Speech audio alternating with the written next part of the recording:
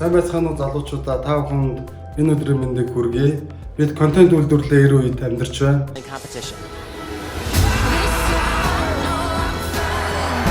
The category is love, y'all. Love. Use your heart. Бид амьдралдаа өдөр тутамдаа маш олон төрлийн контент, зар сурталчилгаануудыг харсаар байна.